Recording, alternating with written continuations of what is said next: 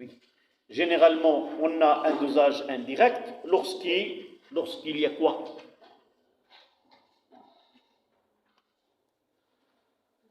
Lorsque vraiment le protocole expérimental de dosage n'est pas accompli. Pour avoir un dosage d'une façon générale, et surtout le dosage par titrage dans notre programme, qu'est-ce qu'on doit recourir à quoi? C'est très bien, à une réaction chimique qui est rapide, totale et univoque. Mais il existe d'autres réactions qui sont totales, mais ne sont pas rapides et peut être univoque ou non. Dans certains cas, on va voir que la question que nous n'avons pas posée pour l'acide ascorbique, qui est la vitamine C, qui est un acide, personne n'a dit pourquoi nous n'avons pas fait un dosage acido-basique. Généralement, on ne va pas entrer le détail, vous aurez l'occasion, Inch'Allah, l'année prochaine, si on ose aller faire ce type d'exercice. Dans certains cas, et c'est le cas de la vitamine C, elle comporte plusieurs groupements fonctionnels. Ça sera le cours qu'on va voir, Inch'Allah, juste après. C'est très important, c'est la chimie organique.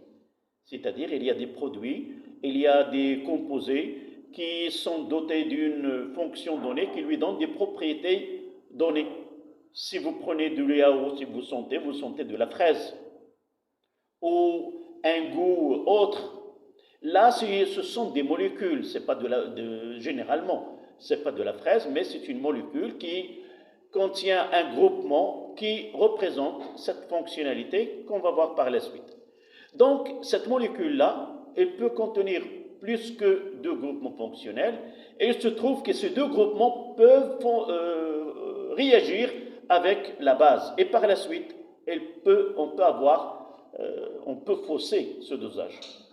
Donc, nous avons utilisé des réactions d'oxydoréduction d'un acide avec le diode. Donc, le principe, c'est de faire une réaction qui est totale, c'est obligatoire d'avoir une réaction totale, peut être lente ou non, ce n'est pas un problème, avec un réactif en excès, dont on connaît la concentration et le volume que nous avons choisi, de telle façon que ce réactif soit en excès. Donc là, nous avons 2 jus, un jus d'orange et un jus de citron. On va essayer, vers la fin de l'exercice, combien un être humain doit avoir, combien de jus doit prendre quotidiennement pour répondre aux besoins en ce vitamine-là. Vitamine C, c'est que le corps ne fabrique pas cette vitamine. Et par la suite, on est obligé d'utiliser des aliments. Ce n'est pas uniquement le jus d'orange qui donne cette vitamine, mais il y a d'autres aliments qui sont la source de cette vitamine. Donc, la première réaction, c'est la réaction entre le réactif qui est en excès et limitant. Et nous avons fait, là, ce sont les données. Le réactif qui est en excès, c'est le diode, de concentration 5-10-3, de volume V1 10 ml, c'est-à-dire que la quantité de matière, c'est un V1 que nous avons ajouté au mélange réactionnel. Là, un volume V0 qui est 5 ml de jus, c'est-à-dire on va faire 2 expériences, la première avec le jus d'orange et la deuxième avec le jus de citron. Mais le procédé, si vous voulez, il est le même. Ce qui change là, c'est si vous voulez, l'abondance ou le contenu de l'acide ascorbique dans les deux. Donc la formule générale que nous aurons, ça sera applicable aux deux. Même si on donne plusieurs jus, plusieurs composés qui contiennent de vitamine C, donc on aura la même méthode. Donc d'abord, la première équation de réaction, c'est uniquement pour connaître combien il reste de réactifs limitants. Et de là, nous avons une relation, vous voyez que faut se méfier aux coefficients stéchiométriques. Là, nous avons les coefficients stéchiométriques, c'est 1A, c'est-à-dire que la quantité de matière N0, on aura N'1 qui est égale à N0. On va le trouver ici. Donc, ce qui reste, vous voyez dans l'exercice, ils ont dit on garde 4 minutes, combien 5 minutes 5 minutes, c'est-à-dire le temps que la totalité de la vitamine C réagit avec le diode. Le reste, c'est le dosage. Là, c'est un dosage qui est direct entre S2O3 et le reste de I2, selon l'équation de dosage, évidemment, qui est univoque, rapide et totale. Voici l'équation de celle-là. Pourquoi cette équation? Évidemment, nous l'avons traitée de façon plus simple. En réalité, on devrait faire là, c'est C1V1, C2V2, 0, 0, C1V1 moins X, C2V2 moins 2X, 2X, X. À l'équivalence, E majuscule, on aura C1V1 moins XE, et la C2V2 moins 2XE, E majuscule, ça veut dire équivalence. De l'autre côté, 2X équivalente et X équivalente. À l'équivalence, les deux réactifs sont totalement consommés. Il ne reste ni I2 ni S2O3 de moins. C'est-à-dire que la quantité de matière à l'équivalence est égale à 0. On va mettre que C1V1 moins X équivalente est égal à 0 et C2V2 moins 2X équivalente est égal à 0 et on trouve X équivalente des deux et on trouve que C1V1 là est égal à C2V2 sur 2. Et de là, la réaction, si on ne vous demande pas de faire un tableau descriptif, on mettra la quantité de matière de I2 qui a réagi sur 1 est égale à la quantité de matière de S2O3 de moins sur le coefficient qui est 2. Voilà. Là, c'est N'1, c'est pas N1, ce qui reste de I2. D'accord? Et de là, on fait le bilan selon la relation entre les quantités de matière. Cette quantité de matière Na, il a servi à réagir avec l'acide ascorbique et le S2O3 de moins, c'est-à-dire Na, c'est N0 et N'1, je ne dois pas mettre N2E sur 2, N2E. Je dois établir la relation entre les deux. Dans certains cas, je peux avoir sur 2 et là sur 5. D'accord? Toujours, il faut revenir à l'équation de dosage. Et de là, ce Na, ça, c'est la quantité de matière qui a réagi avec l'acide ascorbique ou la vitamine C. Et c'est là le reste qui a été dosé par S2O3 de moins. Nous voulons déterminer la concentration de l'acide ascorbique d'une façon générale. Donc, N0, c'est la quantité de matière de l'acide ascorbique. On met N0 d'un côté, ça donne N1 moins N2E sur 2. Et on remplace les quantités de matière par les C fois V. Et de là, C, c'est la concentration de l'acide ascorbique dosé, qui est égale à 2C1V1 moins C2.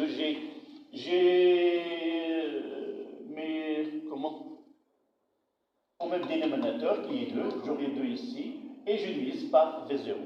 Et je fais les calculs là, c'est une relation qui est générale. Pour l'orange, je dois connaître l'orange, c'est 12,4 ml.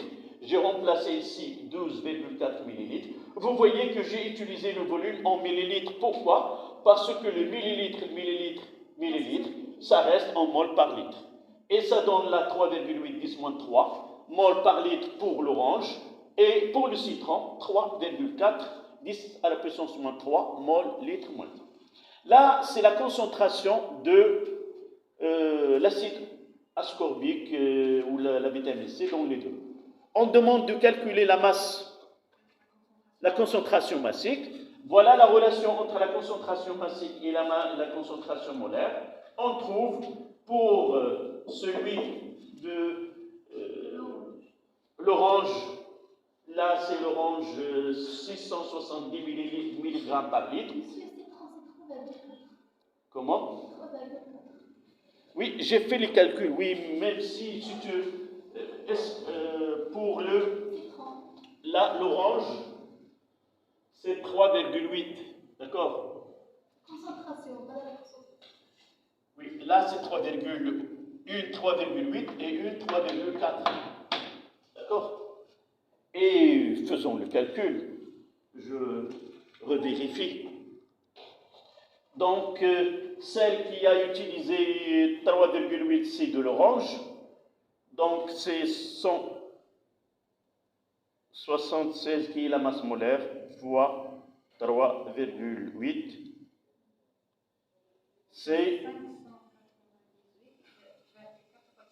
C'est-à-dire, on peut prendre cette valeur-là. D'accord? Donc, 176 multiplié par 3,8, 10 moins 3 égale. C'est 0,668,8, c'est-à-dire on peut prendre 669. 669. Là, 669. Et l'autre, je revis. 89, 19. Donc on peut, on va mettre la valeur exacte. 598. Donc 598. 500. Yeah. Voilà. Et vous voyez que l'orange contient plus de vitamine C que le citron, même si le goût du citron n'est pas le même dans ce goût. D'accord? Voilà, ce qui reste maintenant, c'est la dernière question.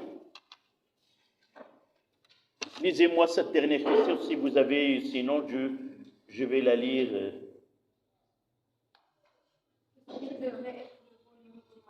Quel devrait être le volume minimal de jus de citron ou de jus d'orange que l'on devrait ingérer si l'on voulait couvrir les besoins journaliers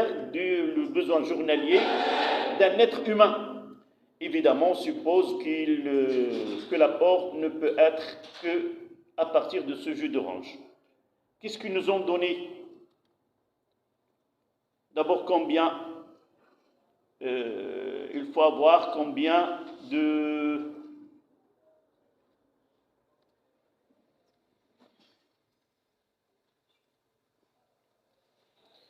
Il faut connaître combien un être humain doit...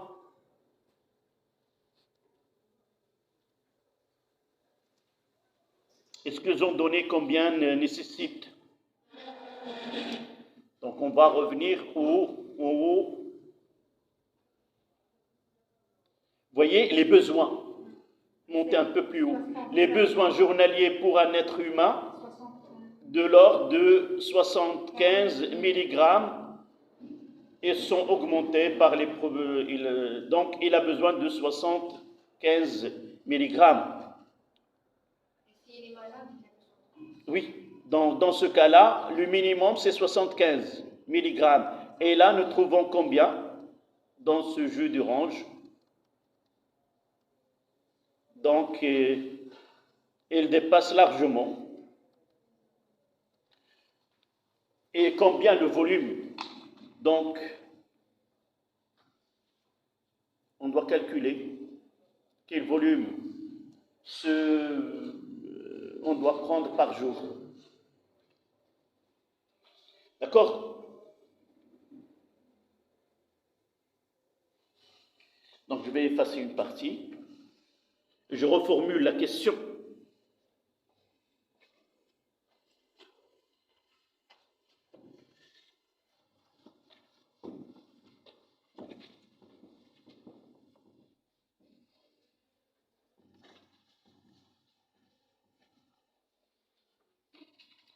Donc, dans les données au-dessus, ils ont dit qu'elle a besoin de 75 millilitres. D'accord? De milligrammes de l'acide ascorbique ou de la vitamine C. Donc, combien de verres? Quel est le volume de jus, le minimum qu'il doit prendre? D'accord?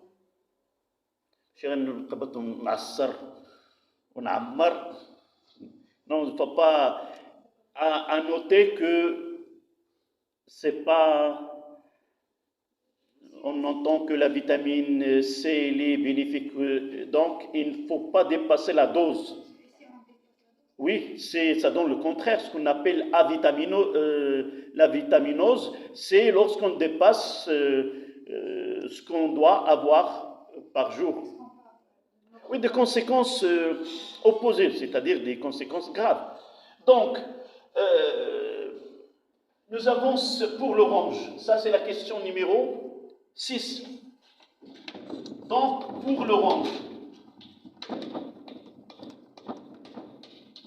nous avons Cm est égal à combien? 669 mg litre moins 1. Et elle nécessite, la personne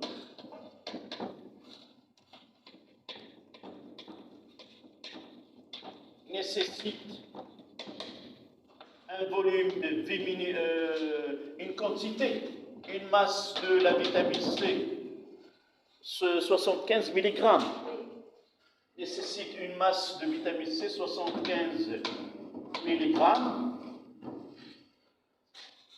Et donc, déterminons le volume, déterminons le volume de jus, évidemment de ce jus que nous venons de doser. Alors, nous avons la masse, nous avons la concentration. C'est très bien, Cm est égal à M sur V.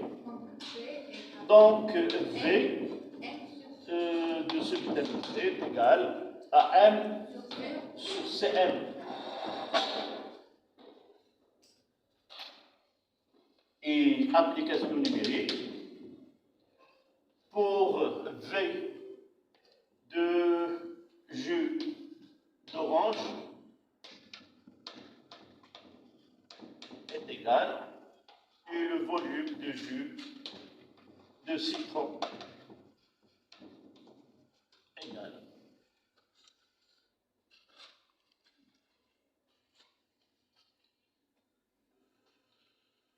Donc 75 divisé par 669, c'est 0,112. Donc on peut dire 0,112 litres. Et l'autre 0,125 millilitres. Litres. Le premier, c'est 12, oui. Donc, on doit boire plus de citron que d'orange. Voilà cet exercice. Oui. Oui, toujours j'ai du bleu. Le blanc. Le blanc, c'est acceptable. Parfois, je quitte le lycée avec pas mal de coloration sur mon visage, du bleu, parfois j'utilise beaucoup de couleurs. Et il me dit, qu'est-ce que tu veux? Cède. Ouais, il a vu de la craie sur mon visage. Donc c'est pas... Oui. Même si j'ai devant moi, parfois je me vois, je me regarde à travers le portable, mais c'est pas...